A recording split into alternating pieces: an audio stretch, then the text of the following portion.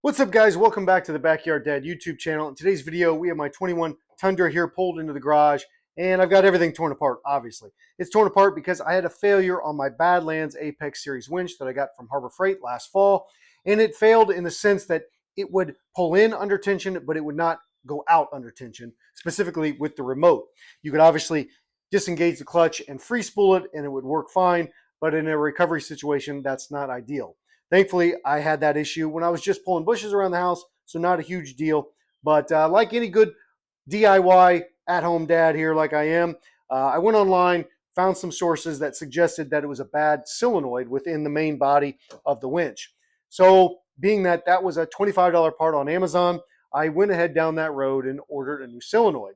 Some of the other theories online suggested a bad remote, which I'll get to here in a minute. But the solenoid was kind of that $25 fix versus a remote, which was a $60 fix.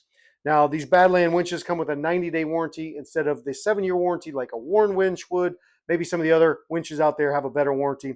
But in any case, most of these winches get pretty good reviews online. Now, in the case of my Tundra here, it's mounted up to a hidden hidden winch bumper. And so that means taking apart the whole front of the truck to get access to it. I'll share some footage of that video, but ultimately I set out in this video thinking I was going to replace that solenoid, and we got through all the way through that video and replace the solenoid. I'll share some of the clips. If you guys are interested, I can share some more details on replacing the solenoid, but it's pretty cut and dry. You're getting access to the top of the winch. You're pulling it apart. Underneath there is that solenoid. Disconnect everything, some wiring, light duty wiring, pretty DIY friendly. Replace that solenoid and you're good to go. Well, in my case, I was not good to go. I hooked everything back up and it didn't work. So I was back to square one. As it turns out, this remote was the failure point. And it was the easiest thing that I didn't check to begin with. But it just kind of goes to show you get what you pay for. This video, I'm going to show you what I found with this remote and why, if you have this issue where it's maybe not retracting or pulling in properly, first things to do is check your remote. Don't go through the trouble of replacing all this solenoid stuff. Let's bring you in. Let me show you what I found. All right, guys. So the winch remote here, pretty basic to take it apart. You got 4 screws here on the side. There's a sticker up top that you kind of got to pull that apart. And then this thing literally just falls apart. This would be the same way if you were going to replace your battery on your winch remote. There's I believe the battery size on this thing is labeled on here as CR2450. It's a 3-volt battery. As you can see here, just slides right out. This is how it comes from the factory. This is how I received it, okay? And so you power this thing on. This would normally be your mode switch. You can kind of see here where it would plug into the remote. And here I'm showing power, and it would go in, but it would not go out, okay? Again, I probably showed you a clip of this already. Going in, will not go out. So I started playing with this thing, and I'm like, okay, what could possibly be going on? Let's take this switch out, okay? Let's turn this thing around. You can do this with if you got a multimeter, but this was kind of the quick and simple way to do it. Turn this thing around. This toggle switch, obviously, when it's in its neutral setting, it's off. Left and right here sends power to the unit. So now I switch it around. It kind of goes in, and now it kind of goes out. This is what I found. This is what's amazing to me. And I'm going to put a picture up here of an Amazon link showing you this exact switch. You can kind of see with this switch here, there's a middle component. This whole switch originally comes as a 6-prong switch, okay? What Harbor Freight has done with their winches, or at least this winch and this remote, is that they've simply ground down that center section and these 3 exterior posts here, okay? That's all it is, okay? Again, I'm showing you a picture online on Amazon. Normally come as a 6-post setup with a divider in between, and that's exactly what this switch is. There's a model number on it, KCD2, and as you can see, they're not even ground out very well. This particular post here is higher than the other 2 posts. See that?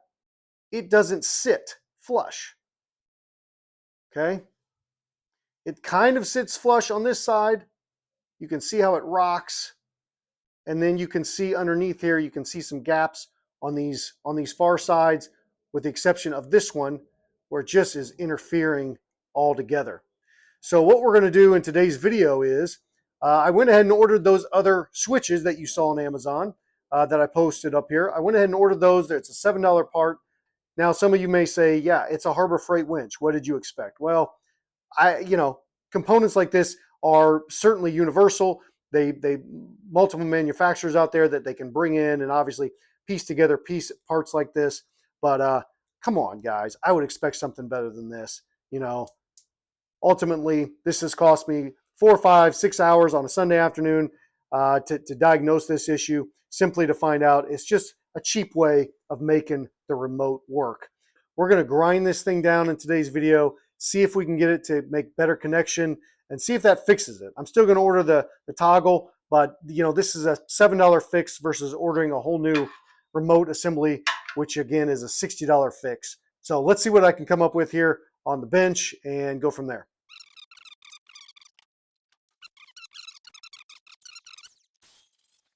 Let's bring this thing back up here, plug this back in,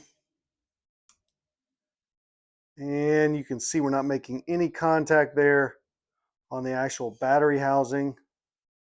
Everything looks pretty good. Let's see if we get more reliable functionality out of this switch. Let's turn you back around and show you the truck. Let's see what we can get done. All right, with those pieces grinded down here, get the winch out. This is going in.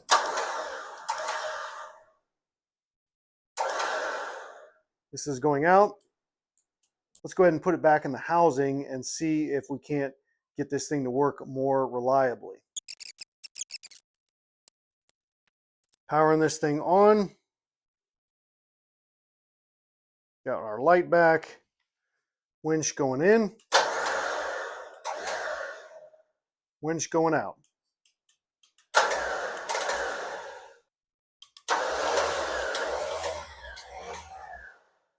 All right, guys, so it's a new day. We've got the controller and the new switches here.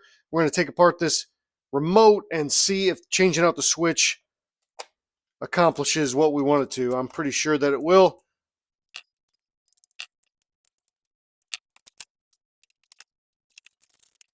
Here are the two switches side by side. I will put a link in the description below with the exact make and model of this switch, but that is the exact same switch makeup. The only difference here is you can see, and actually now that I'm comparing these, there is a difference here in our sizing of the probes. This is the only model that I could find that would work with this remote though. So these were cheap enough that I'm going to go ahead and grind off these 3 posts there along with this center stack, and I'll try and make these, I'll shave a little bit off these to see if they fit and work, and then we'll go from there.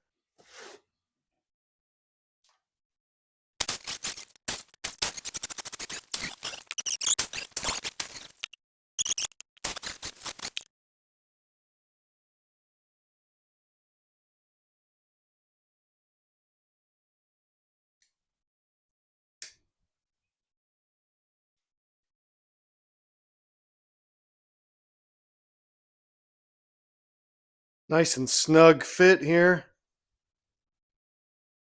Let's take it over to the winch and see what we got. All right, guys, so moment of truth.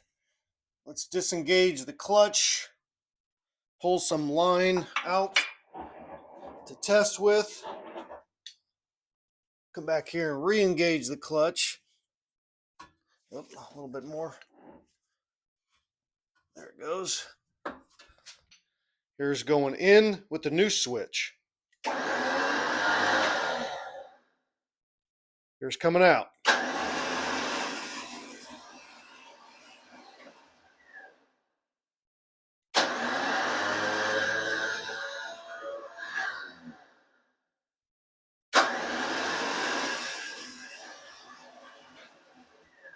All right, guys, so as you can see, kind of a new day. We got the Tundra put back together here.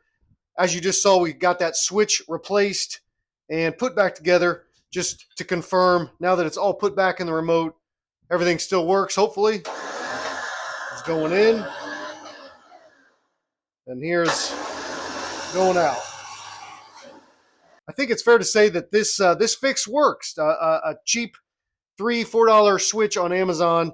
Again, I'll put the link in the description. Took care of our remote issue, saving me roughly a $60 cost since this winch is out of warranty. So is the Badland winch all that it's made up to be online and everybody's out there using it? Yeah, maybe. Maybe I just got a spoof issue with mine, but obviously this is arguably a better switch. It does have the arrows kind of pointing in and out with the winch controller. So I think it's a good fix. I think that's a wrap on this video. Hopefully you guys enjoyed kind of the troubleshooting. Obviously, as everything goes with DIY, you don't always know what you're doing. You kind of have to figure it out and do your best with troubleshooting. In my case, it took an extra few hours to take this truck apart, switch out the solenoid, only to discover that it was in the simple things all along. So hopefully this video was helpful. Appreciate you guys tuning in. If you find this content informative, fun to watch, be sure to like, subscribe, and leave a comment. I'll be interested in any feedback you guys have. So appreciate you tuning in, and we'll see you on the next video.